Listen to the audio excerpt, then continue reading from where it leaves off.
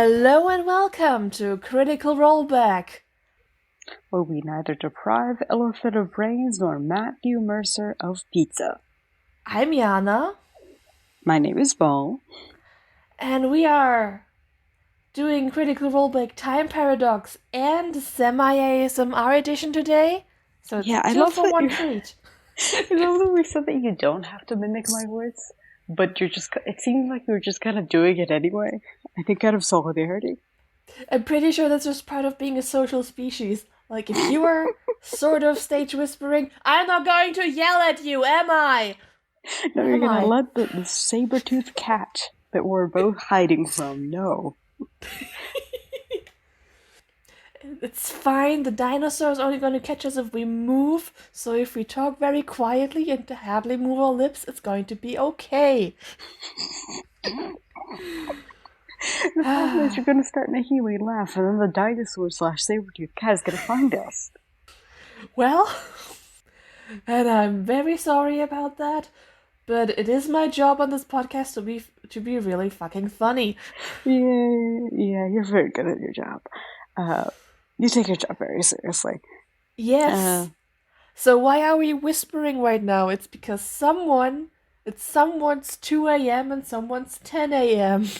And someone got up at 7 a.m. for this. Yeah, you sure did. And then someone put her phone to charge so that she can record a podcast episode at 11:30 to 12.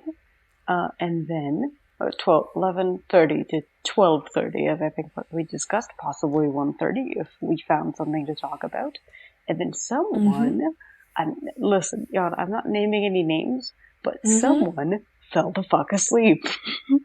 I know, and someone did it and spent the entire night staring at a ceiling and then having weird nightmares involving public transport, which is very timely. And then actually managed to be woken up by some sort of explosion outside, which means they were apparently asleep for a while, and then they were all alone. Yeah, we often joke that we have one brain cell, and that we take turns holding it, and I think the brain cell fell asleep. I think the brain cell exploded. Oh no, that's what made the noise. Maybe. Like, there has been a series of people blowing up bank, like ATMs around here. Not around here, but in this town and general area. And there is an ATM just down the street from me.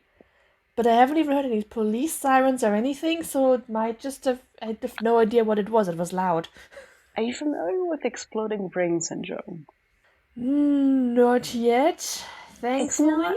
It's not as scary as it sounds. It's cool, because it sounds really fucking scary. It's not that your brain explodes. It's a syndrome that some people report when they're waking up or falling asleep, similar to sleep paralysis. But what they hear instead of talking or something is they hear like a loud explosion. Oh, that might explain why there's been no sirens. Possibly. I'm not saying that 100% you have it. It's just a thing that's been known to happen, and also your brain's kind of a dick. Oh, yeah. So, like, I wouldn't put it past your brain, is what I'm saying. To just be like, I am just gonna make a fun little explosion noise, just to keep her on her toes. What? She's falling asleep at 5 a.m.? We can't have that. Kaboom! Okay, anyway, so we're also still in the time paradox, and that this episode is being recorded on, for both of us now, January 30th, 2021. Just barely still this year. Barely still this year. Just getting it under the wire. I'm also recording this from my parents' house, 2 a.m. I don't know if we've said this already, but we definitely said it's 2 a.m.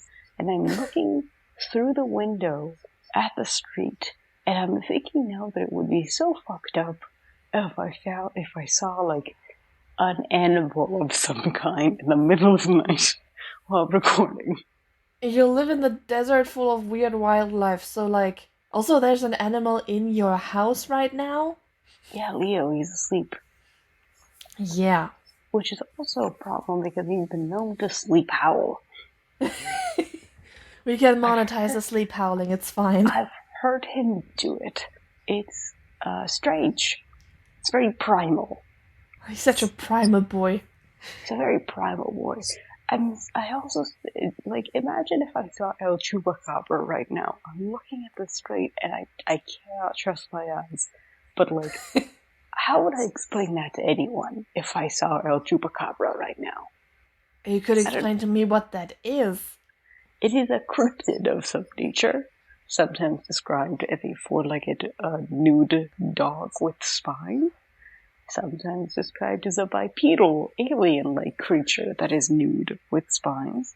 And it latches onto the throats of goats, and it sucks all their bloods. It is the original throat goat. Fascinating. Yes. Anyways, that's not the time paradox we're talking about. Mm-hmm. We are recording episode 5, hot off the heels of episode 9, which we recorded just after episode 4, which we recorded after episode 8, which we recorded after episode 7, but everything between the original episode 4 and 7 is lost. Okay. Yeah, but at this point you have heard episode 4. Hopefully. I mean, probably because that one's doing numbers. Yeah, if you've listened to any episode of ours, you've probably listened to episode 4. And if you haven't, you should. It's a really good episode. Yeah, I really like I'm really happy with how the editing on that one came out. The editing ended up being like a breeze compared to... This is behind the scenes stuff. But it ended up being like a breeze compared to the older episodes. Like, there was just not that much to edit out. But somehow... we've gotten better at this. That's where we're a lean and mean podcast making machine. We're not lean or mean. I've never been lean or mean in my life. Anything else we want to chat about before we start the episode? I mean, we've started the episode. I just need to start talking about Critical Role. I don't have a historical tangent to go on, even though we lost a few. Yeah, we can steer over into talking about Critical Role in general. There's been no new controversy since the last episode, mostly because they've been off air. Seem to have decided to not address the opening, which is better than tweeting about it the way someone did, and then live deleted them while we were recording. It's a fun time to be online. Yeah, it just seems like the best choice because they're probably like, fuck, we can't record. They spent like ages doing that. We can't re-record an intro in a couple of weeks, but they're probably figuring that out as we talk. Yeah. Skip ahead if you are uncomfortable with speaking about the death of an animal, but we have just been informed that Dagon, the bird, sadly passed away a few weeks ago. Yes, so all we can do here is just voice our sincerest condolences to Madame Marisha. Yeah, we're really sorry. Yeah. Dagon was such a great bird, and such a part of early Critical Role, really. Yeah, I remember. Yeah, remember the Periscope when she shed on Taliesin? Yeah, I remember that. I remember when they were wearing pajamas. Yeah. I remember when they... I mean, I've said this 1,000 times, but like I remember that when they go, Dagon, pew pew, and she goes, pew pew. When they make kissy noises. And then they just... Oh, she was a good bird. Such a good bird. Yeah. Yeah. Yeah. Birds are so weird and fragile. Yeah. I don't think I'd ever have a bird as a pet, not necessarily because there's anything wrong with it. It's oh my god, they're so fragile. They are. I mean, I also I'm really uncomfortable around the flapping of wings and stuff, so I'm not a bird person either. Yeah. You'd also probably be allergic to birds. It just probably as be allergic to everything. Understand. Oh yeah, but as far as I understand, birds in particular produce like an insane amount of dust. Yes. They're just like dusty as hell. They produce it, and then when flapping their wings, they just stir it all up, and that's the... Yeah, they just kind of make a horrible little feather smoothie. I think we can start start talking about Critical Role. Episode 5, published on like May 9th, April 5th. God damn it. I should be... I sure hope so. Because I'm not checking. Yeah, you can't. It's April 9th, 2015. God, it's been a while. Yeah, it's coming on... Fuck. 7 years. It's coming on 7 years. 7 6.5 so far. years. God. Yep. Yep. It's officially vintage. Yeah. Children have been born and started school in the time span since when this has been aired. Yeah, but not like not like they haven't been to school correctly. True, they haven't been to school much, hopefully. Yeah, they haven't been to school as God intended.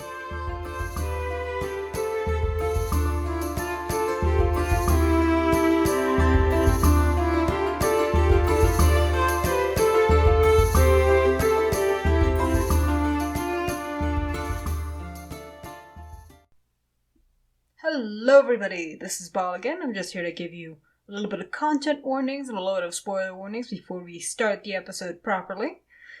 Some of the content warnings for this episode are loss of agency. Kuroda rummages around in her brain and it's pretty unpleasant. There's also a little bit of drinking to cope. Keyleth really starts to engage in some unhealthy coping mechanisms in this episode that we'll repeat in the rest of the series.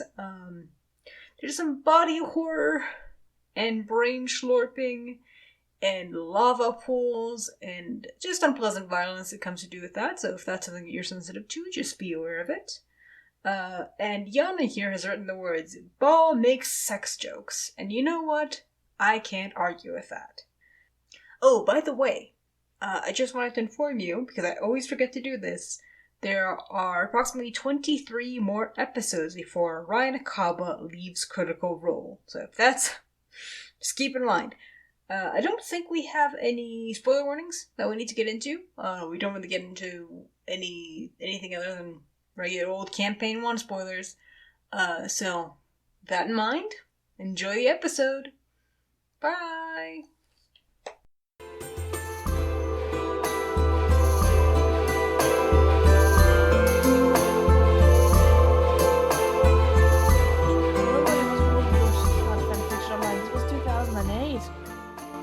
Yeah, it was before we invented good fanfiction. Good smut wasn't invented yet, you're completely correct. Unless you were, like, in the Xena fandom, like Xena the Warrior... yeah, the Warrior Princess. The Warrior Princess, I almost called her the Princess Warrior. Unless you were one of those and were, like, in the zines that were, like, releasing the good smut. Okay, we are both too old to, have always had quality smut on fanfiction archives, and too young to have been in grown-up fandoms before they went online when they had the good stuff in zines. It's like a very tragic age. And we were too fucking young to get involved with the other hilarious tragedy that was the Harry Potter fandom while the books were coming out. Yeah, so I wasn't, like, reading any fanfiction on forums. I was just there to contend with, like, fanfiction.net. Yes. And it sucked tremendously. It was so... Like, there was a time when there were sex scenes, and then they had, like, a purge thing, and just deleted singular chapters from fanfictions. I remember this because there was a Naruto fanfiction about torture that also involved seduction. And the seduction chapter was missing, and I was like, what am I even reading this for? Yeah, this is a nothing burger, much like this episode of Critical Role. Yeah, which is why we are talking about 3 to 5 unrelated properties just to avoid talking about this, huh? Yeah, this is why I bet this is why the last time we recorded this episode and that recording got lost and was eaten by the time paradox, which is how I'm going to refer to episodes being lost in the future. I'm going to say that they were eaten by the time paradox. The reason, what was I going to say? Oh, the reason why that episode was like 2.5 hours long was probably because we were talking about, I don't fucking know. You might be correct. So let's just, since I have places to be in 3 hours exactly, let's just hurry this up. I still need to shower and do some dishes before going. Yeah, I very need to sleep tonight. So that too. Okay. What are some out of game tidbits that we can talk about? Well, first of all, Matt is looking really, really good this episode, but any appeal of that is immediately bashed retroactively, because the first, second, or third thing he does in the intros is remind us that International Tabletop Day is this weekend. Yeah, at which point I almost snapped into a primal rage and considered Matthew Mercer my natural enemy. Yeah, because we both carry with us the long-lasting trauma of being yelled at about International Tabletop Day in ads for 2 months before it happened. During live streams when it wasn't skippable, and the song they sang was twice the volume of the actual show they were airing, and those were dark times that brought us together closer as a fandom, but dark times.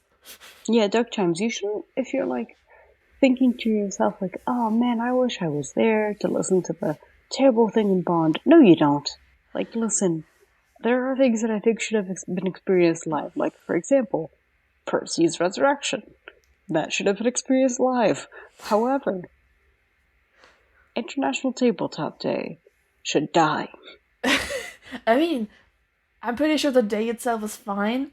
What we can really be glad has died are Geek and Sundry's ads for it. I mean, they probably still have them, but we are not subjected to them anymore.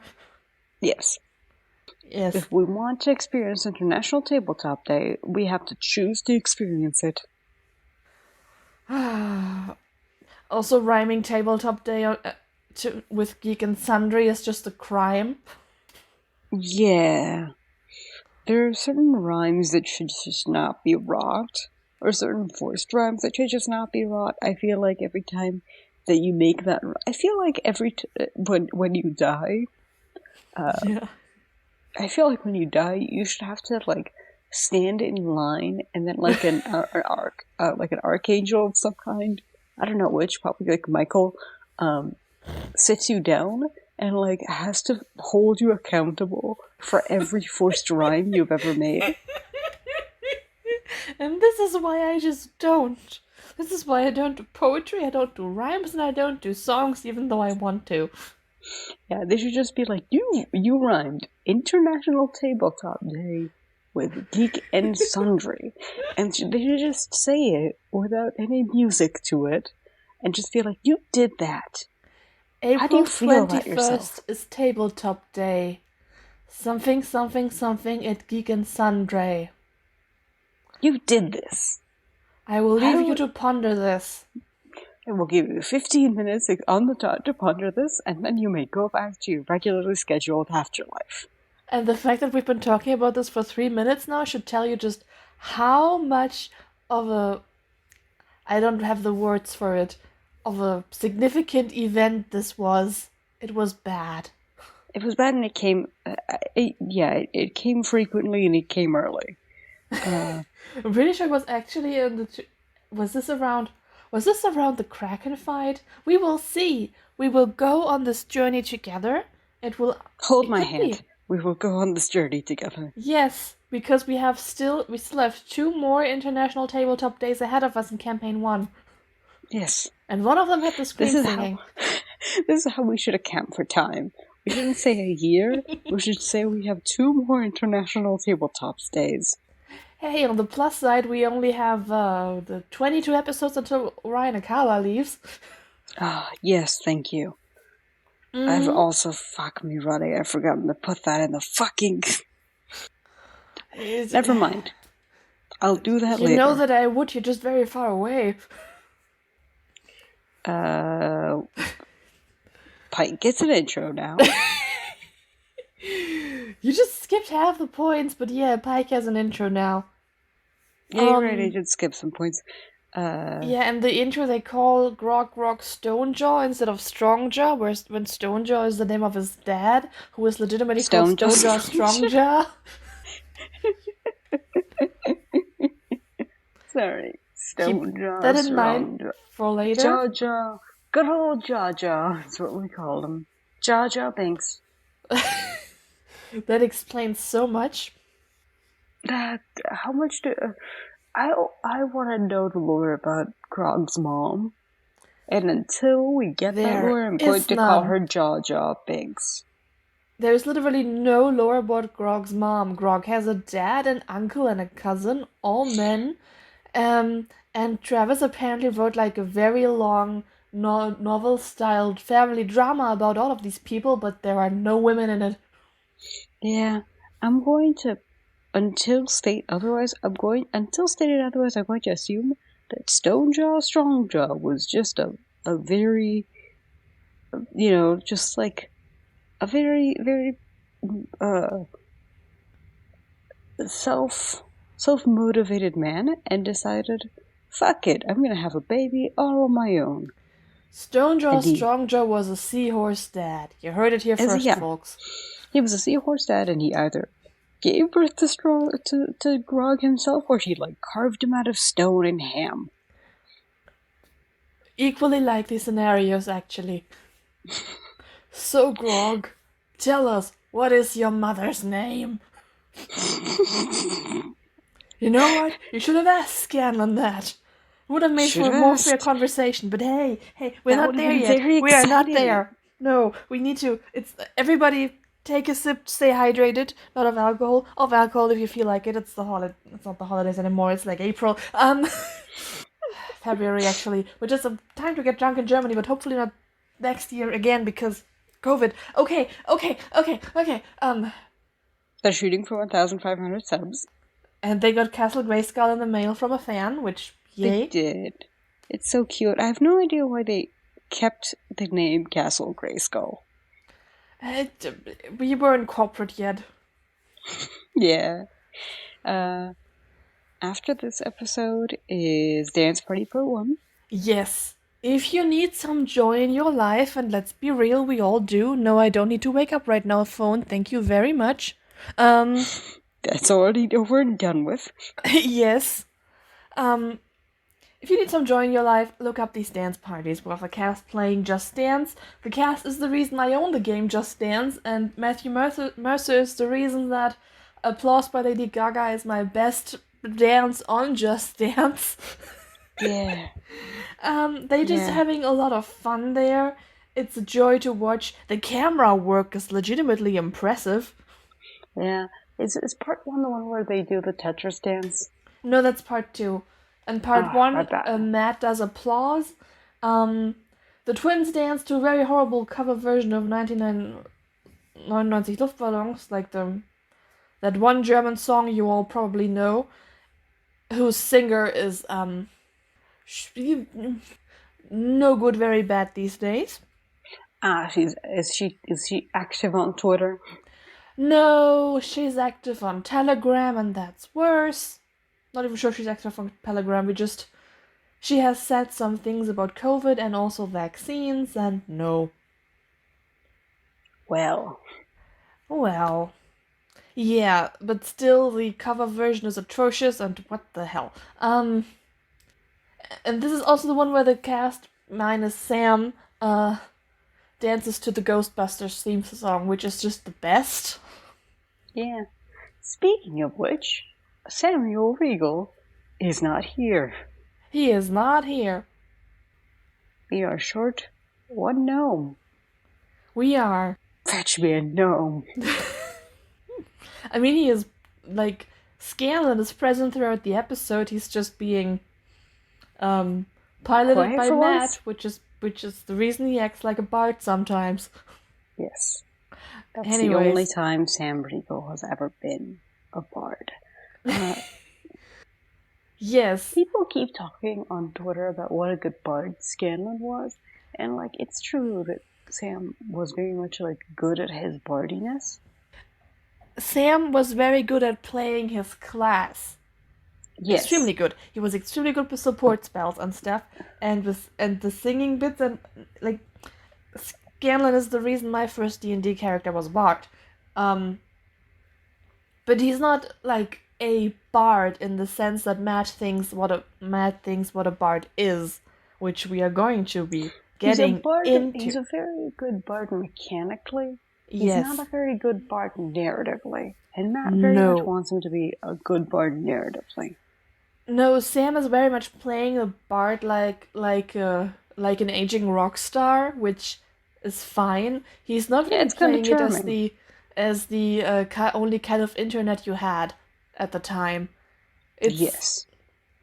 There will be a point in this episode where they try to mimic Scanlan singing a song, and Taliesin sings it, and he does a beautiful job, and he sounds like a bard. And then Liam tries it, and he sounds like Sam because he's doing a pop song cover. So I mean, you've seen me I didn't go full conspiratorial. Be like, Taliesin. It's Taliesin the bard. Taliesin should be the bard. I mean... No, I mean he's Taliesin the bard of bards. The historical bard named Taliesin. Yeah. No, this is very much a possibility. We can't discount that. We can't prove otherwise. Nope. And if anybody tries to, ignore them. So now while we're at all of these points that are going to be hotly debated in 80 episodes or so. Oh, yes. 80 exactly. Well, 80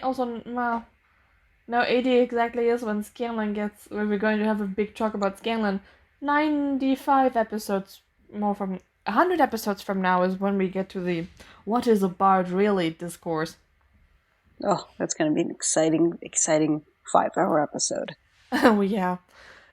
Honestly, I'm so excited for when we get to the episodes where, the episode length is 4 hours, and we're going to be talking for 6. No kidding. Our goal is technically to have episodes shorter than the actual episodes, but will we manage? Who knows? Only time will tell. Who knows?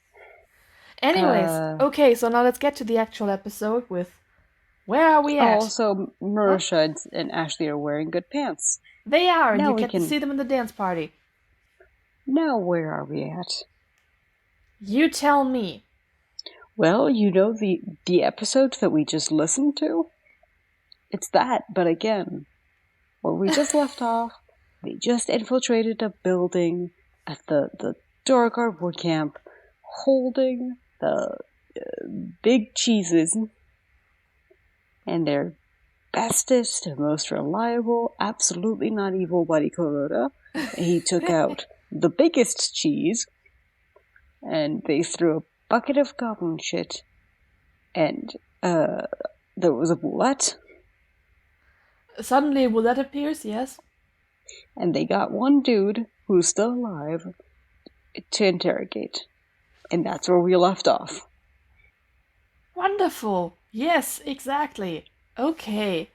So, first of all, and this is going to be ironic, especially since this is the ASMR episode, the sound mixing in the actual episode is Matt is twice the volume of everyone else, and I had to crank up the volume of my TV, so occasionally the TV kind of shocked me because it started yelling.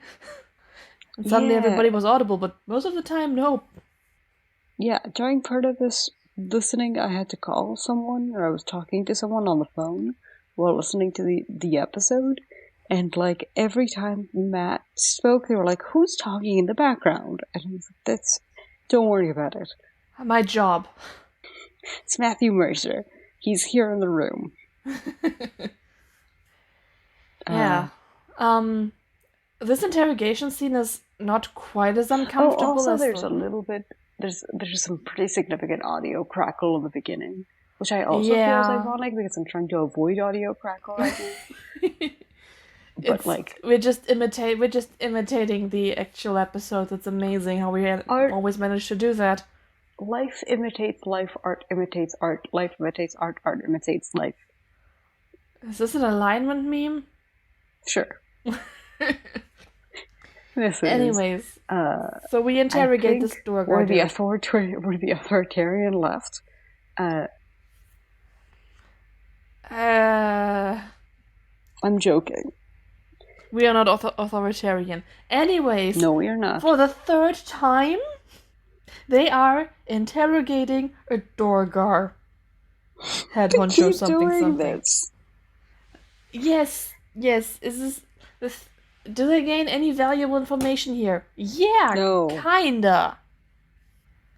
I mean, they gain the information that there is a secret entrance, a secret tunnel to secret tunnel. Thank you. To the Ember Hold we're going to be at next episode, and Kavarn is bad news. Yeah, they also gain more useful information, which is that you shouldn't trust Clarota. No, they do not get. They technically gained that information the time Clarota was like, "Oh, I'm going to join the Hive Mind," and the Hive Mind doesn't give a shit about anyone. Yeah. They have had this information at their disposal the entire time. They just elected to ignore it. Yeah, and then he did shuck that person's brain like a pistachio. Which, the reactions to that were mixed. If people really... somehow he got the sense that they didn't quite understand what just happened. He slurped a brain. It's not that hard to understand. Yeah, but it just sort of goes over people's... Anyway, interrogation. We're getting ahead of ourselves. No, it's fine. It's not like we've summarized what happens during the interrogation. The only other thing we really need to talk about here is, they still don't know what Kavarn is, so maybe a narwhal. He's got a horn. He's got a maw. Sure, yes. At some point, this is what I really wanted to talk about, because this is my new discovery upon rewatching. At some point, Clarota touches Keyleth from behind, and Matt starts explaining, not inappropriately, just putting a hand on her shoulder. Just putting that out there. And with his hand and not with his tentacles, I suppose. And Matt describes how it feels, and Marisha, as Keyleth makes these grossed out faces, then she finds out it's Clarota touching her, and she's immediately apologetic, and it's just...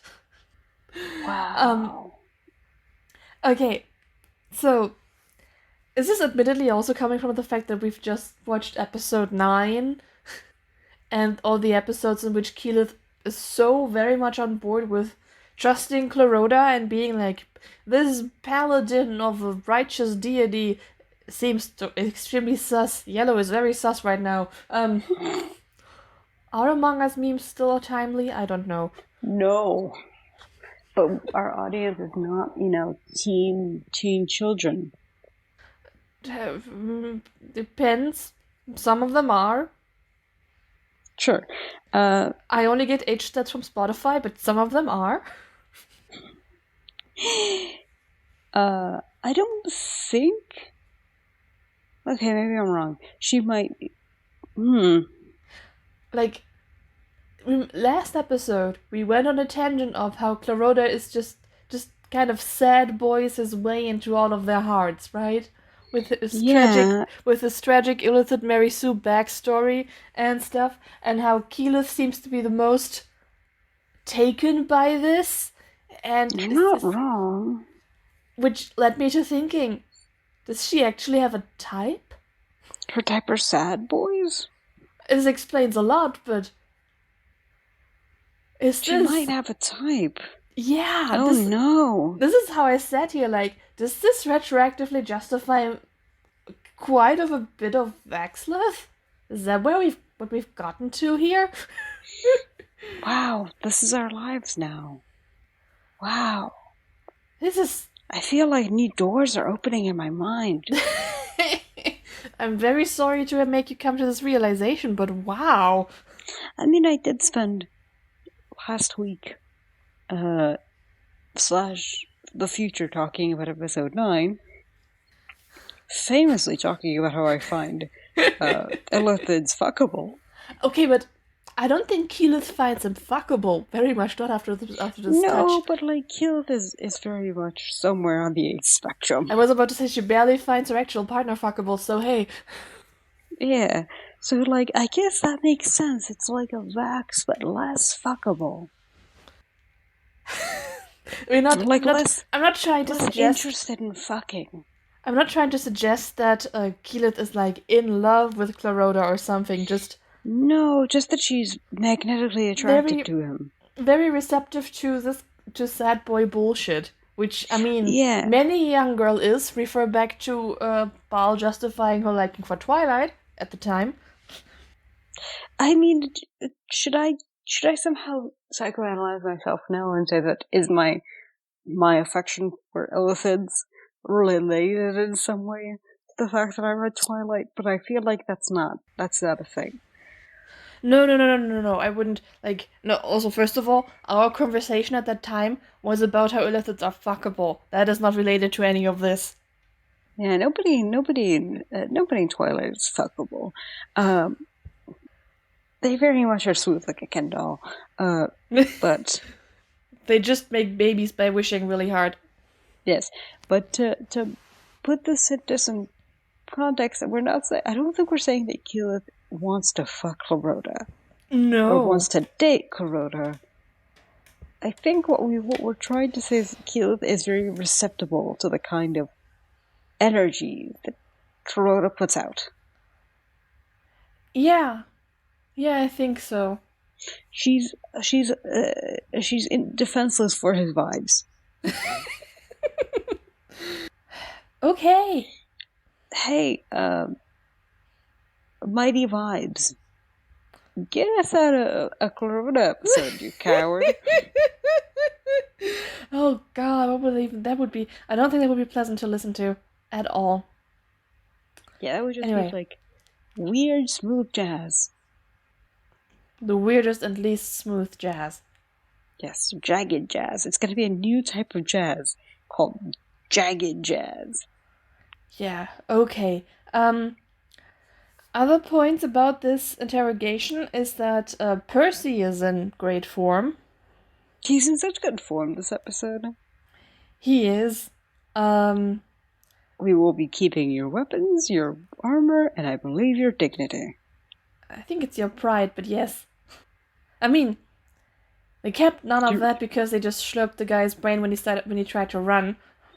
And again, Matt tries to tell them that people are not naked once you take their armor off. This is going to come up in this episode and future episodes and a lot. Do not wear steel on your bare skin. That's how you end up not having any skin anymore because of all the chafing. You can have the worst jock itch imaginable. It's not even going to itch, it's just going to come clean off. Like, itching would be preferable to the pain. Ouch. This is the real flaying. Anyhow. And also just... It's an interrogation scene. They do kind of torture, not much torture, but humiliate this victim. And it's, uncomfortable as always. It's possible to call this like psychological torture in a sense. That too. And then they do kill him. Clarota does. He runs away. Keyleth is the only one who doesn't really want to kill him at this point. I mean, they don't want to kill him, but they also don't resist very much. No, it's like, whatever.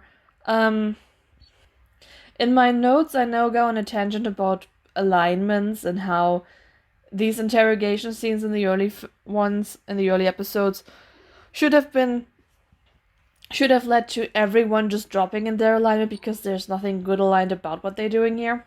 Nope, not a thing. I'm also of the opinion that alignments are stupid.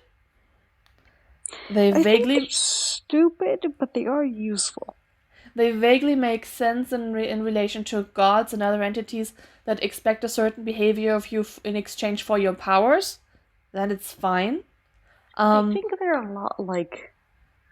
I'm gonna do a take. Okay? Sit back. I've got an opinion. Oh god. I think that alignments are like horoscopes. You know, I can see that. Please continue. They're not useful factually to think about the universe, because they're often more wrong than they are right. There are more exceptions to the rules than there are the rule, but they are very useful for thinking about types of people. Yeah, no, I understand what you mean. I mean, honestly, I think the absolutes in which alignments deal aren't very useful for character creation in the way that stuff like horoscopes or even, gods beware, Myers-Briggs types or Hogwarts houses are, and making characters and finding like a framework to characterize them into is literally the only use these categories have, and I admit to using them. But an alignment can be useful in as a vague framework of how to approach a situation. But this is like a character choice thing, and the way it is used in D&D as something inherent to certain creatures or races is just what? Yes, or when you touch an item and it's like, hey, are you lawful aligned? I don't think that's how people work. Hey, are you good aligned? You can wear this crown. Or hey, oh, you are for some reason no longer chaotic good. Well, you can't hurt this creature then. That is killing your brother. You know what I would love as an item? Sorry, I know that we're talking about Vex, and it's my favorite thing ever to talk about Vex. Not in this case, but continue. I would love an item that you can only interact with if you're good. But not because it's a good aligned item, but because it loves to destroy good things. That is mean. Yeah, it's no, I don't want an evil aligned character. That's not fun. I want a good aligned character because I want to ruin something beautiful. That is lovely. Anyway, so my entire point about this here is that at this point in time, okay, this isn't entirely true. Pike is going to get into alignment troubles later on. Pike, by the way, is very much into Clarota slurping brains. Yeah, she thinks it's cool, and you know what? Knowing things about Pike's porn pamphlets, that's not surprising to me. Yeah, okay. Anywho, I'm still gonna find that clip for you. At some point. Anyways, okay, so they finish up their Clarota's afternoon snack, and then it turns out that maybe airdropping into the command center and killing everyone inside wasn't the most stealthiest thing they've ever done, and the camp is starting an alarm. Hey, remember that there's more camp and you didn't kill everyone in the camp? Yeah, remember these people have ears and eyes and stuff? The idea of cutting off the head of command only really works when it's the rest of the armies are not also motivated to hurt you. Pretty much. Or killing the head just explodes everyone else, endings of famous fantasy franchises. Plural now. Anyway, the bells of Notre Dame. Sure, whatever. The bells of Notre Dame. Yeah, technically the bells yelling was a reference to one of those two fantasy franchises, but this works better. They have to airlift out of there with a flying cupboard and other flying things, and they do roll stealth, but Laura is very offended when they get spotted anyways while flying out of a building. It's, Yeah, sorry, baby. I love you, but, that's not how stealth works. Yeah.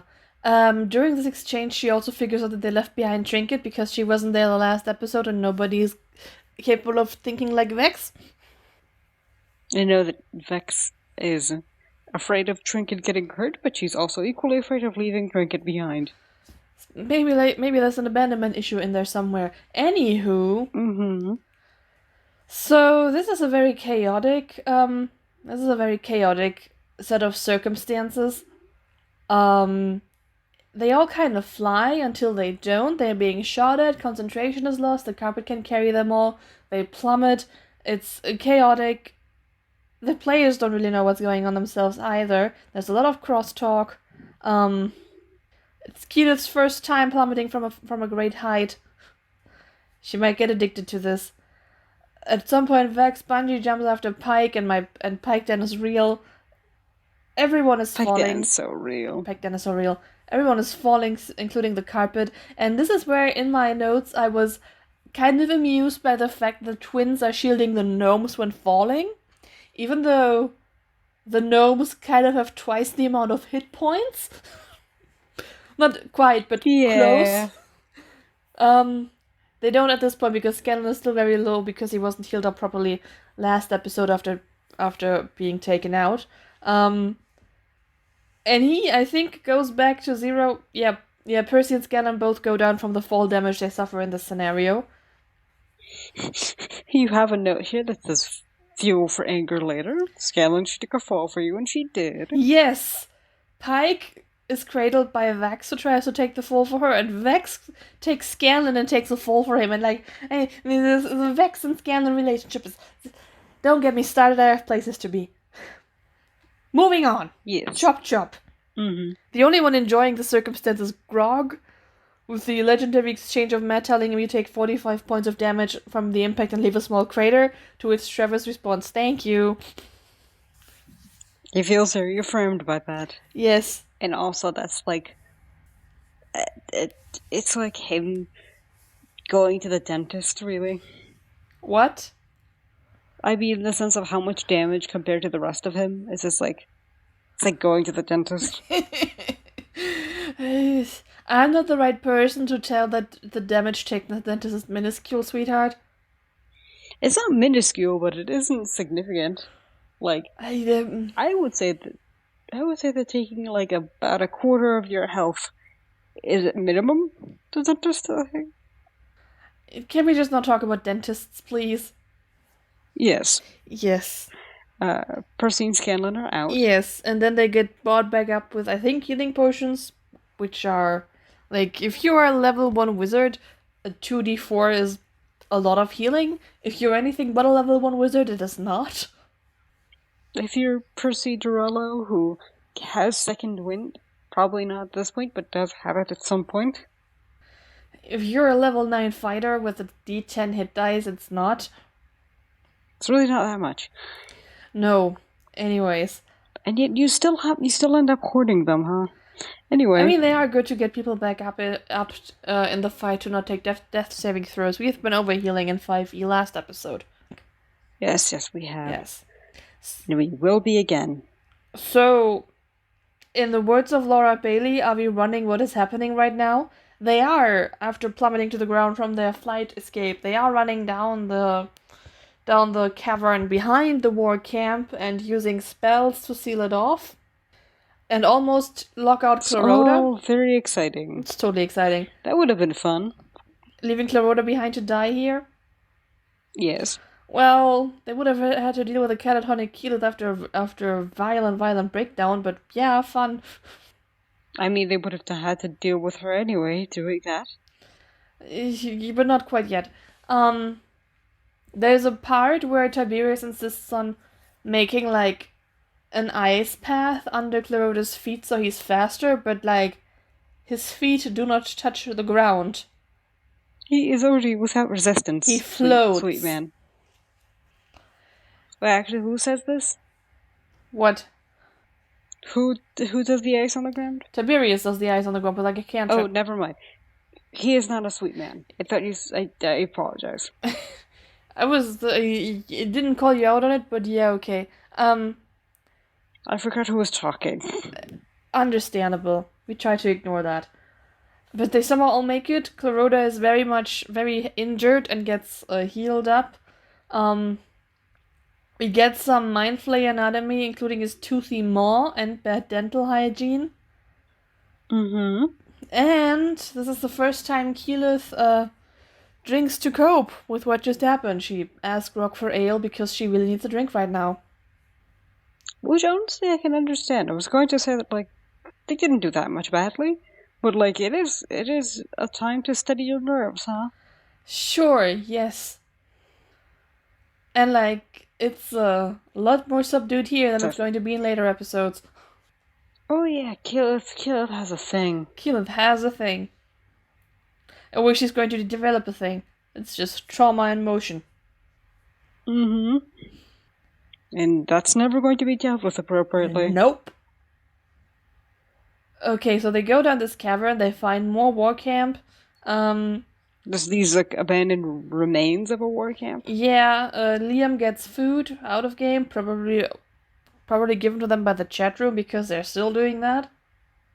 Because they're reckless bastards? Sure. And they end up finding another former camping place of Kima with traces of a battle that they then debate on how to seal off from pursuers with all the rock shaping spells they have. I think the solution is to just make stone wall exist with 9 people in a closed off underground space for a night. And do they make a fire? They don't make a fire. They're not that stupid, are they? I don't think they make a fire. Oh, God. Yeah, making a fire in a closed-off tunnel is a bad idea. You're very right about that. I am. These are your coal miner genes talking.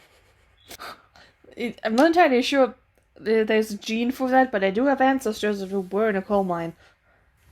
Yep, and they will tell you making a fire in a closed-off tunnel is a great way to suffocate. Or explode. Or explode, or both. Usually both. But they do that, they just build stone columns. The solution is that Grog can just tear them down in the morning because they are trying to be stealthy and on the run, but hey, they do call him Grog the Locksmith. You know how quiet tearing down rocks is. Yes. Absolutely. A very stealthy Grog maneuver. the Locksmith would have been a very cute nickname for him to continue having. Yeah, we get some more planning, which is just, again, everyone reading their spells. Taliesin raises his hand when he wants to do something. Yeah, and then identifies the Kima tent that they are now in. Yeah, it's a Kima tent. You're finding Kima remnants. Yeah, apparently I think it's implied that she was overwhelmed and taken at this point, which, considering how she's 5 feet away from a war camp, Pretty impressive. Good job, Kima. That too. Took you getting really ballsy and camping 5 minutes away from a war camp to get overwhelmed. Percy then ups the ante of the stupidity of making a fire in an enclosed space underground by making an explosive arrow. I wish I could be upset about this. I think it's valid to point out that this is a really dumb thing to do right now, but also... It's an incredibly stupid thing to do, and also very in character for Percy. And it leads to a very adorable exchange between Percy and Vex. Tinkering. Yeah, and then he's like, I have another gift for you. And she's like, this is the best day ever, and they're such nerds. They're such geeks, and they're in love. Are they, though? They are. Are we there yet?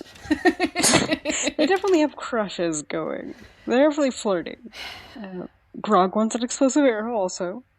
No. And then they hear, this is also, I'm sometimes a little upset at my notes being a little out of order, but then I remember that things are basically happening simultaneously on stream too, because they haven't figured out that yet, with all the crosstalk. Yeah, there's a lot of crosstalk. Yeah. So what's going on essentially is that nobody knows how a long rest works. Ashley doesn't even know that she needs to rest to get her spells back. Nobody knows that staying awake in shifts for watches is just baked into the long rest mechanic. It's what the game assumes you do as adventurers on the road. Yes.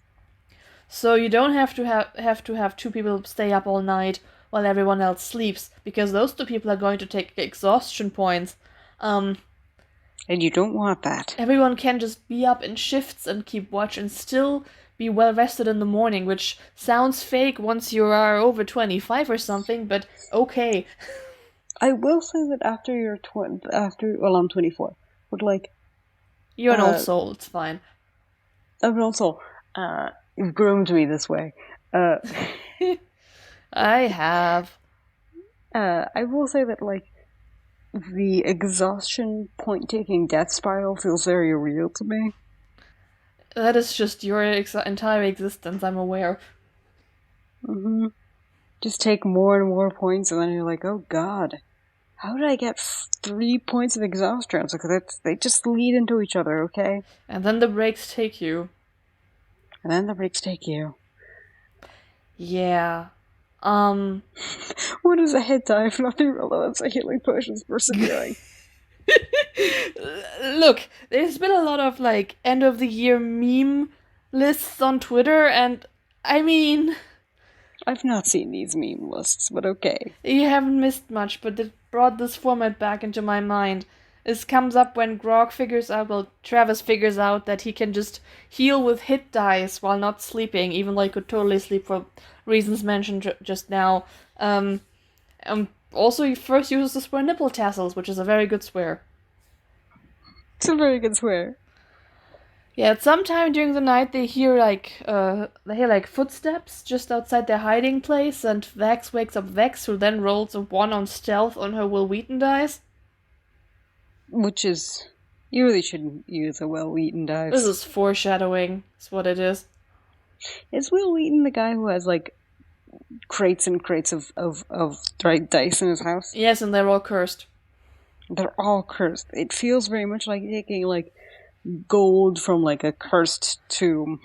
There's this really, really cute interview with Laura and Travis, where, first of all, they're standing up, which is always very fun, and then Travis makes fun of her for having too many dice, and Laura is like, "What, have you seen Will Wheaton's house? He has barrels!"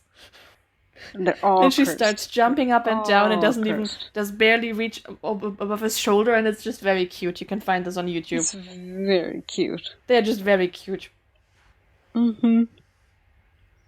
It's it's goblin fruit is what it is. Like, you do not take his dice. You do not know what water feeds their hungry roots. We will get to Will Wheaton and his curse eventually, but also always remember that Taliesin brought holy water to disinfect his space for the next episode. Mm-hmm. This is when Laura wants a break. Yes, she, like, after this scare in the night and the realization how resting works, she's like, everyone needs to refresh a little bit, so let's just have an intermission. Which I think is very cute that she gets to will that into existence, but, like, Liam, last episode, was like, I'm going to piss myself, and everyone is like, then good. Suffer, then perish.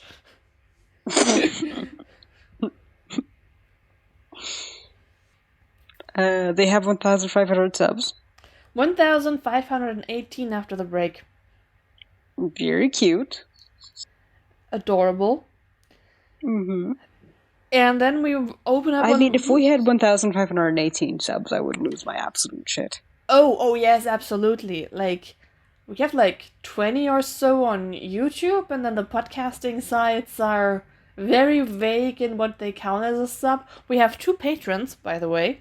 2 people are actually paying money for our content. We can... In 2 days, we will have earned enough money to each afford a packet of ramen. Wow. Mm-hmm. That's very impressive. Thank you very much. So we could sort of feed ourselves from our work here. I mean that legitimately. Thank you very, very much. Yes, no, absolutely. This is, more than we ever expected. Mm-hmm. You guys are amazing. Okay, so after that Patreon intermission, feel free to support us on Patreon. You get wonderful perks, like outtakes when we remember to post them, and notes when we remember to post them, and other stuff. If you sign up for it, we will start posting other stuff too.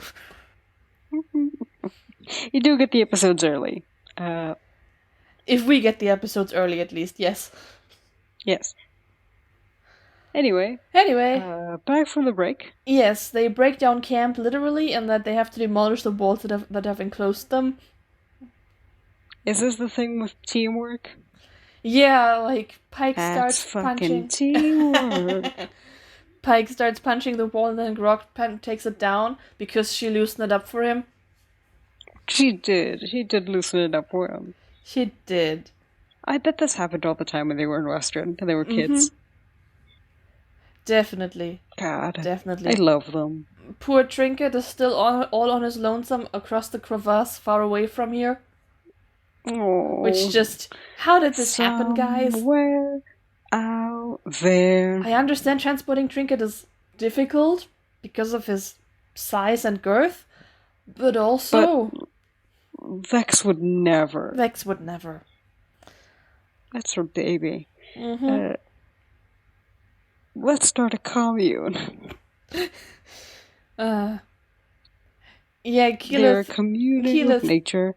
Tries, at least, and nature is rocks, molten rocks, and some bats. The bats that do not like bread. What? That's a thing in campaign 2. Oh, okay. Bats that love bread. Okay. These bats do not like bread. Presumably. I mean, they're very distant. Keyleth trips out on echolocation for a little bit, and What Are Rules makes an appearance again because she can't even ask 3 facts from the nature she communes with. Nope. And then there's Prank War. Yeah, Vex makes, I think, a joke about how Grog smells, and Travis, without missing a beat, is like, I would like to trip Vex. And he does. He does, and this is the beginning of something persistent. And homoerotic. Yes, actually. I'm going to make a strong statement and say that there's no way to shave someone's beard, even if they are unconscious and this is a prank, without it being very homoerotic. Aren't you the musical person between us? I don't know, I'm not very musical. But, like... Isn't there a shaving scene in Sweeney Todd? I stand by what I said. To be fair... Shaving someone's face is just very intimate. I feel like there was a scene in Pan's Labyrinth that awakened something in me that also included shaving. But I think it was because of the violence involved there and the really, really badass nanny. I was also 14. Weren't we all? Anyways, they move on. Keyleth demands some plot information about Pike's vision, which Pike then reads out. The vision includes the terrain they're going to be traversing. It's going to be the Ember Hold, and it's going to be the whole glass and bone pit, and it's going to be a crystal cavern and a fungal forest, and these sound like levels in something in a game. Yeah. They do. So the only really, I suppose it's all very useful, but they also seem to be very much on rails as soon as they find the right tunnel. So, whatever. Which honestly, good. Yes. This episode has been many things, but not on rails. Sort of. They are in a linear tunnel. The thing is, if they had been given the opportunity to just branch off into side adventures in this arc, I don't think we would still be in the Underdark. Very likely. It would just never be over. Mm-hmm. They would live and die and raise their children in this Underdark, and I don't even know in what combination they would have those children in. Probably all combinations, because this gets you stir crazy. Yes. And Vox Machina is real. But not in a good way. Rarely in a good way. There's a nasty horn. Yes. That's the new trish. Yes. Nasty horn. Kavarn has a nasty horn. Plot information. And equally Kavarn important... has a nasty horn. Kavarn has a nasty horn. Kavarn has a nasty horn. One of these days we're going to publish an album, aren't we? Yeah. I don't know, it just sounded very jolly to me.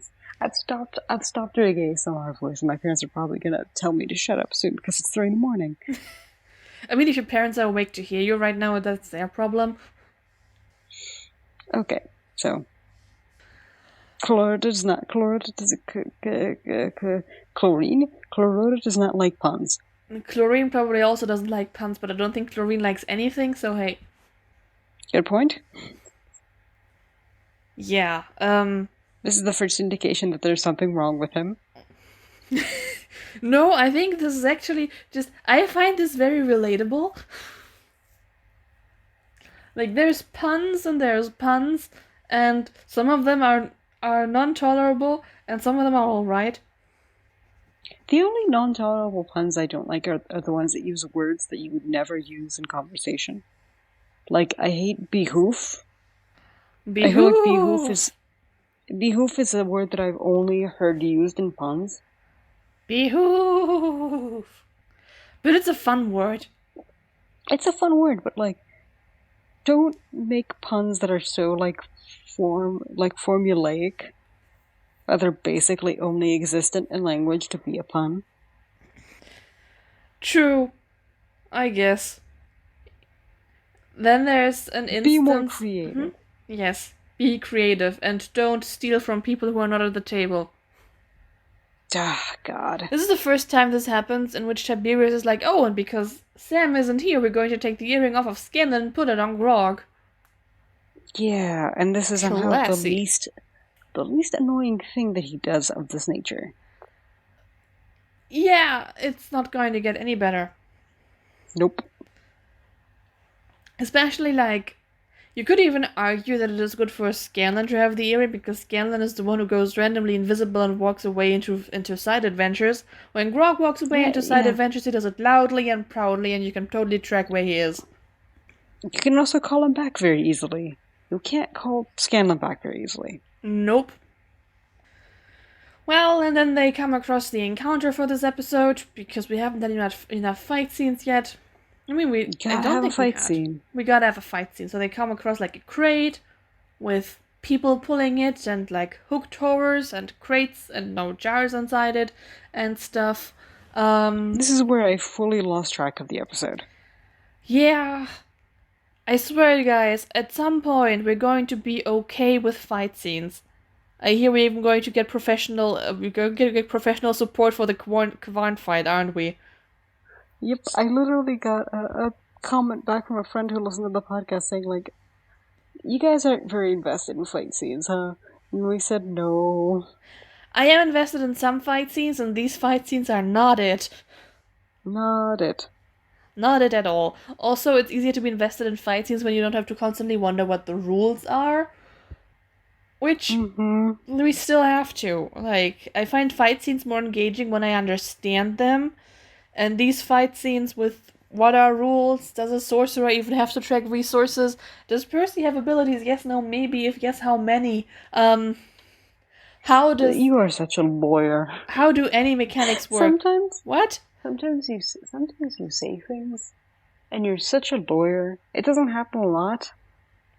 I want to understand what's going on.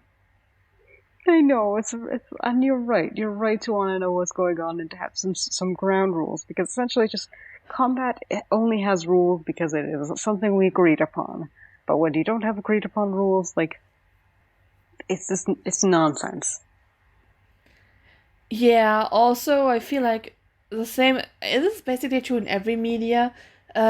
Investment in a fight scene can only come from investment from the context in which it is happening in, and this is just a random encounter. This is in Dragon Age Origins when you travel the world map and suddenly you just stop and then it loads for ages until you're in a weird random encounter and step into a bunch of bear traps.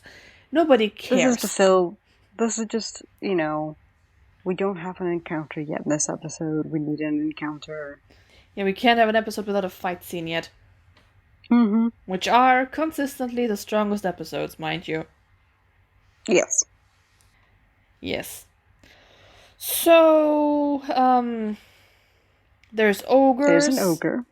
I think there's 2 ogres and one, like, runs through the remains of the other ogre. It's very uncomfortable. There's hooked horrors at some point, and there's oozes. Oozes that are set loose by Vex fighting her explosive arrow. Yeah. Vex is first, and he eviscerates an ogre. Vex also introduces us to Simon the Snake Belt. Simon the Snake Belt. I love Simon. Who had the weirdest cameo in Campaign 3. Yeah, the weirdest cameo. It's not even really a cameo, it's just a sudden Snake Belt. Hi, Snake Belt. The most I've ever identified with Vax is when he gets upset that they didn't... That Kynan didn't feed and talk to the Snake Belt. Sorry, someone. Yeah. Spoilers! in a year. And then he took the belt back. Does this mean the belt died with him? Possibly. Vax, you murderer. Yeah, you're right. No, you're right. He took the belt. No, he did. No. He gave the belt. Yeah, I remember. Don't tweet us. He gave the belt to Valora. That makes sense. Valora can appreciate a pet. She can. After the trauma of being saved by her brother 1 minute and then him just being dead the next. So traumatic. We'll get there when we get there. Everybody take a sip. I know I am. Yeah. So, something that features very heavily into this fight scene is the existence of lava pools, lava puddles, just open lava puddles in an enclosed space, which has your local geologist screaming. Boy, that's going to be the future. No, it's not. It's very current. They have lava pools to dump people into right now, and yeah, but in the future we have a geologist who is screaming about this. We have a geologist on the show, yes, but I've also consulted 2 separate geologists about the existence of lava puddles, because initially my thought process was, I think I read about this, that you can't really take lava damage, because before you touch lava, all the liquids in your body have already started expanding and you explode. We tagged this body horror for a reason, you guys. Yeah. Which I have been informed by local geologists is technically true, but the volcanic gases would have you pass out before you could notice that you are exploding, so hey! I guess there's some good things about, there's silver linings to every situation. Yeah, you're going to horribly explode, but you're not gonna feel it. Isn't that fun? Don't you feel better? I know, I feel better. So then there's the explosive arrow. The explosive arrow releases the oozes. Because it explodes the card, which Taliesin is still happy about. Laura isn't, because there might have been loot there. But, the loot would have been the oozes, and you really don't want those oozes. Yeah, you don't want the oozes. Yeah, the notes have some confusions about initiative round, because the first time I watched this and took notes, I was engaged in the combat. The second, third, and fourth time I watched this yesterday, I was not. Oh, bless you. I tried. It's just, no. This kind of combat is only engaging the first time. Or something.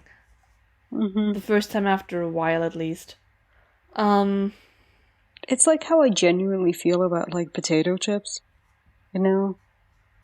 That's a swerve.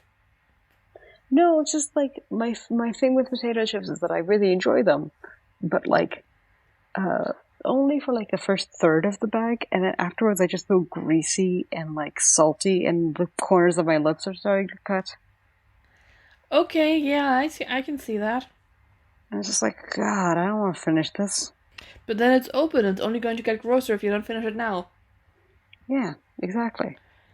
Yeah. And this is what rewatching this fight scene is. It's very fun and it's very light, but I wouldn't eat an entire bag of it. Yeah, I think at some point in the notes I say that if you had to watch this fight play out in an animated show or something, with all the maneuvering around the lava and dunking people into it and stuff, that would have been probably fun. But just having to hear it round from round here, this is not the best fight to listen to. Nope. Ashley at some point complains about the music being so stressful, which, yes. Twice during Percy's turn, the music takes a turn for the dramatic in that they play the royalty-free piece of music that I've seen in many a YouTube Nuzlocke when a death was imminent. If you don't know what a Nuzlocke is, bless your heart. I'm not going to explain it.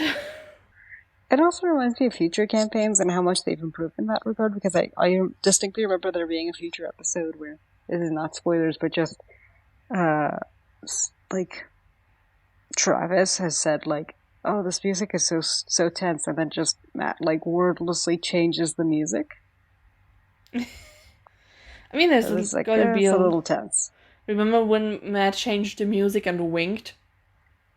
Yeah, but like it's good times. That is very good. Yes. They're having a good time. But I also mean that like I think that Matt gets a little bit better at like predicting when his players are having too much tension. True. He becomes really, really good at adjusting the music on the fly. Mm-hmm.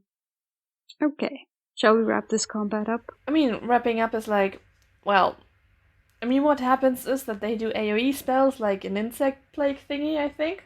Mm-hmm. Pike has an insect plague. Yes. There's lava checks, Vex successfully negotiates for favorite terrain. I'm starting to think that's what favorite terrain is. It's just negotiate with your DM.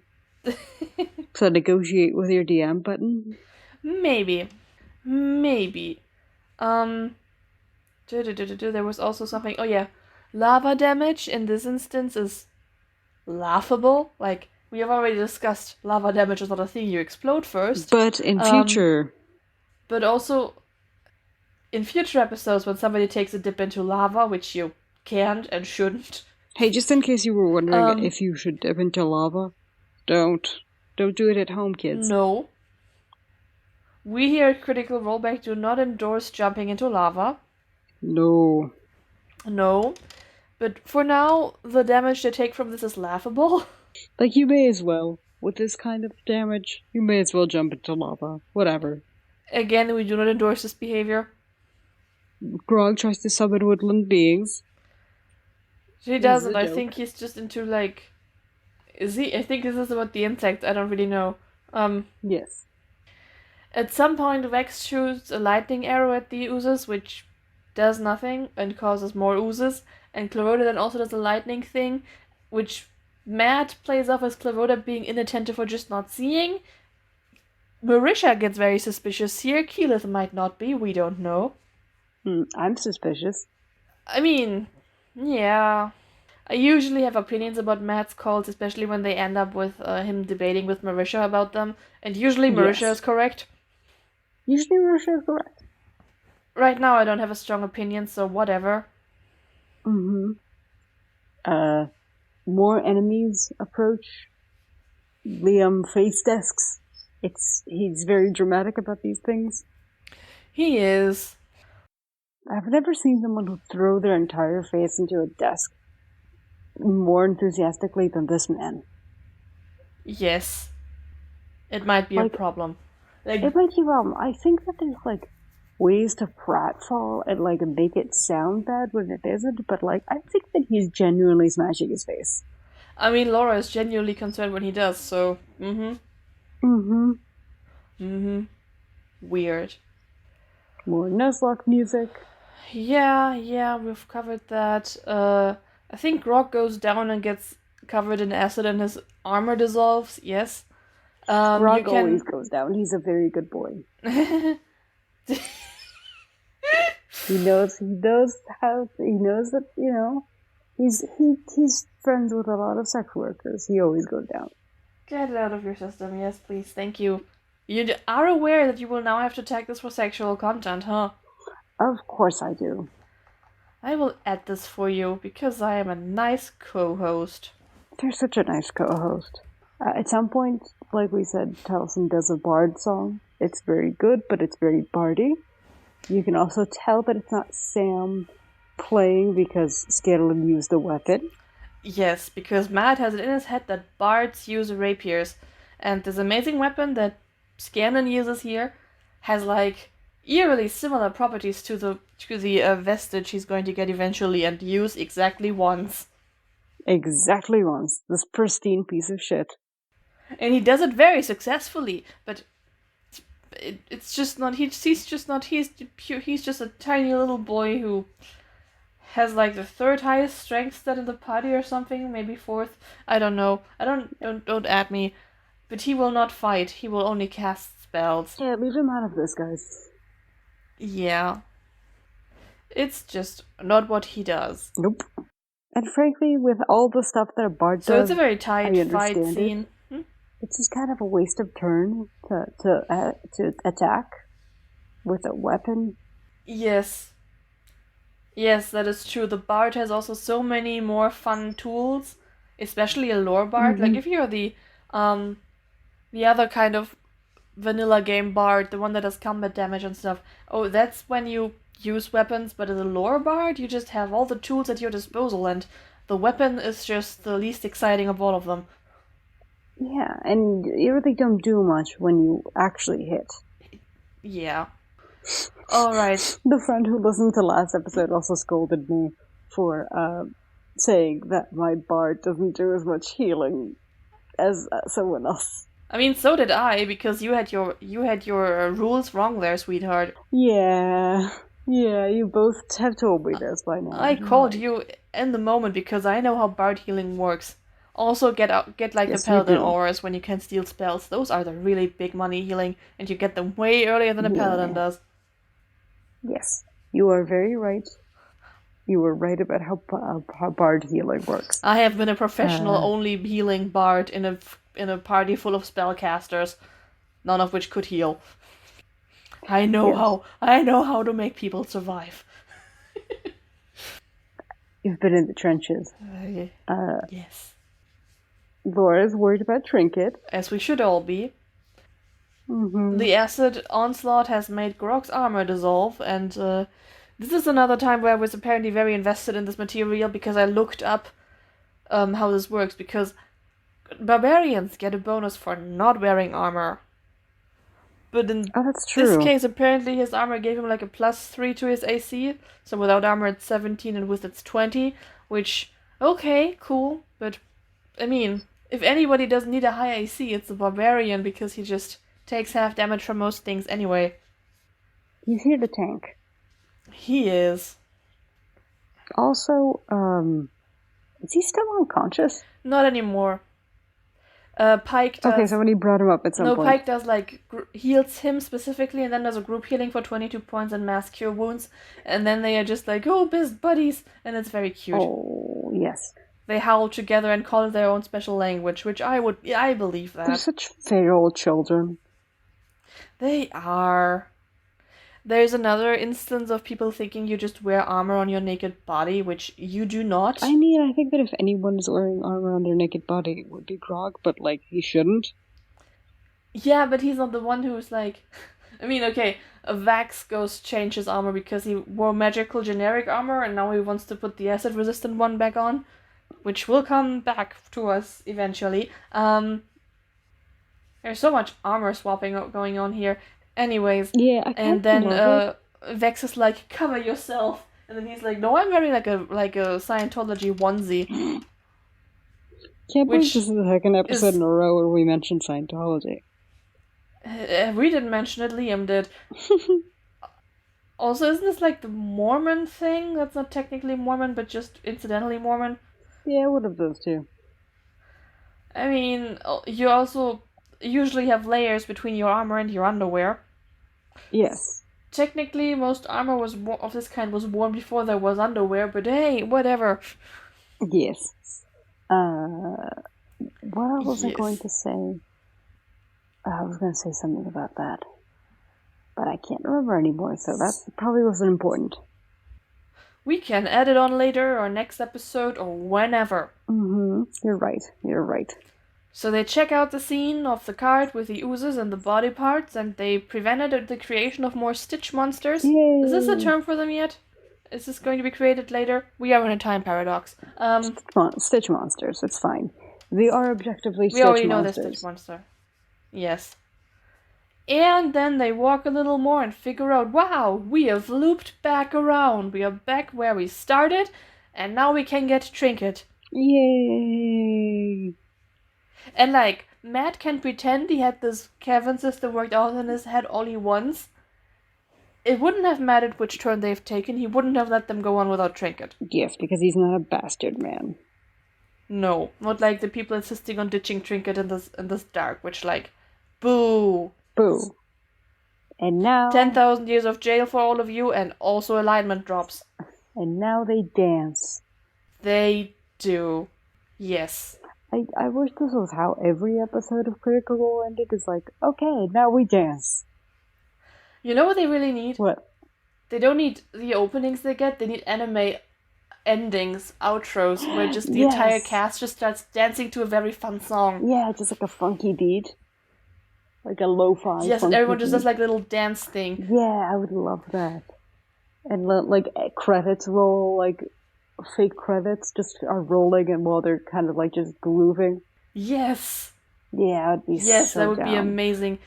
And anime references are even kind of fine for them because most of them got started in anime dubbing.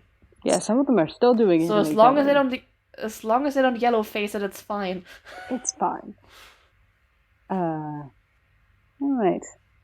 And that's the episode. All right. We made it. We did it in less than 2 hours. Whoa. Well, we are not quite done yet, but I suppose our Purvan Scale scientific is going to be rather short. It's a beautiful system, and I refuse to take any feedback about it. For the uninitiated, this is a time paradox thing in which Baal points out the scientific thing because a party member of mine who is listening to this episode... Hi, Kay! Scientific? Yeah, and they have informed me that they cringe every time we call the scale scientific because they are actually studying something scientific. To which we say... I'm also studying something very scientific. It's called the scientific fucking Purvan Scale. I have no power over what she does, Kay. I am so sorry. I am a creature of my own design. Yes, you are, dear. Yes, you are. Now shall we rate this son of a bitch? Of course. On our Purvan Scale. A joke that is going to make sense in 39 episodes? I believe so. This is episode 5. Yeah, 39 episodes. Woo! The P... There is a sense of progress here. Which is not what the P in Pizzazz stands for, unfortunately. No, it could be. It could be. But if we had to rate this episode for progress, it would be very negative. Yes, it's P for Pizzazz. In which I'm very aware that the last time we did this, we gave it a lot of points for the dance party. And I'm still going to give it a lot of points for the dance party. I'm sorry to tell you. So we're going to go, like, it's a dance party. Matt looked really good. I like Laura's shirt. Marisha and Ashley are wearing nice pants that we can't see in the episode, but I'll count them. So yeah, like 4 points? Definitely 4 points. I think that every episode should end with a dance party. 4 points, and half of those are just from Matt's hips. Watch the dance party episode, you will know. Yeah, even if you don't watch this episode itself, you should watch the dance party. Honestly, the dance party is more worth it than this episode. Oh yeah. It's just a very long preamble to a dance party. Yeah, for this episode, you watch the interrogation scene in the beginning and then just skip to the next one. It's fine. You're not missing anything of value. Yes. The U is for uncomfortableness. Was it my turn? It was my turn, right? I think so. Yeah, torture. I mean, like, they do torture and kill technically kill I guess it's not sentient being. A sentient being. A hostage. So that's a -2. Is that our standardized form, -2, for interrogation and That's what I'm feeling right now. I don't really want to interrogate this more. Okay, -2. Which gives us a +2. R is for role-playing realness. I don't think this one gets any points. No, there was very little interaction in character. No, I mean, there was some fun stuff. I really liked how Pike and Grog interact. Okay, we can give a point for that. But, like, they weren't in character very much. We can give half a point for that. Okay, half a point. I'm okay with half a point. 2.5. Okay, my turn again, yes. right? V is for vexiness.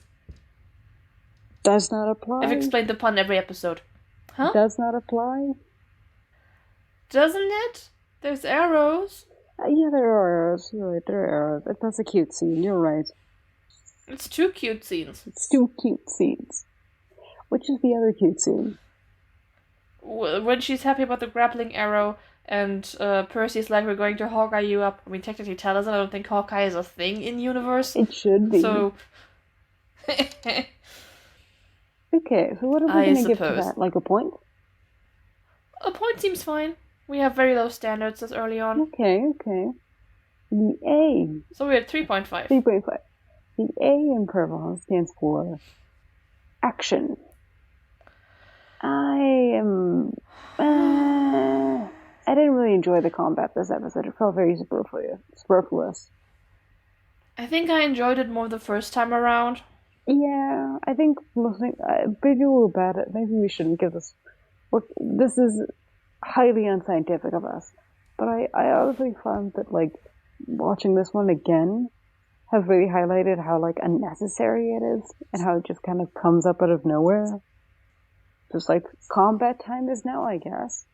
I think this is like very fair for 0 points. Yeah, I think 0 points is very fair. Yeah, like it's probably a fine fight if you're not already annoyed by having to watch the episode again and then annoyed with the episode technically amounting to nothing. I think that the like tension in the falling scene is nice if you can follow what's happening, which is I mean, a little hard with the crosstalk and everything, so this is a 0. Yeah, nothing gained, nothing lost. Yeah, the lack of enjoyment might be up to us. We're not really fair judges at this point. But we are the only judges, and so 0 points it is. I mean, dear listener, feel free to let us know all your individual Purvan Scale ratings in the comments on the YouTube or the private messages, whatever. Just let us know. Call to action. Do a thing. If you disagree or agree with our Purvan ratings. This improves the quality of the scientificness of the scale. Yes, it does. And finally... Not that it needs to because it's already scientific. Finally, N is for 9 cents. Which I think is also another 0 because it's just frankly not applicable. Yeah, not applicable. There's not a lot of... it's so strangely it's so on the rails that they do a circle and somehow still kind of off the rails. Nothing gained, nothing lost, I feel applies to this also. Sure, so it's another 0. We're at 3.5, which is a pretty good rating. Yeah, it's a pretty good rating, and if that tells you anything, it's the same conclusion that we came to last time we recorded this, which is a dance sequence will always put us in a good mood. Yeah, I wish I had watched the dance sequence several times instead of the episode. Anyways, so that wraps up like late night ASMR, last of the year, time paradox, critical rollback, episode 5.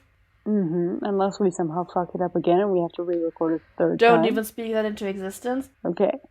I will try my best. You're recording on your phone, right? You just have an audio file now. Yes, I do. Audacity can't take that from you. They can't take it from me. Your laptop also can't take that from you. They can take away my laptop.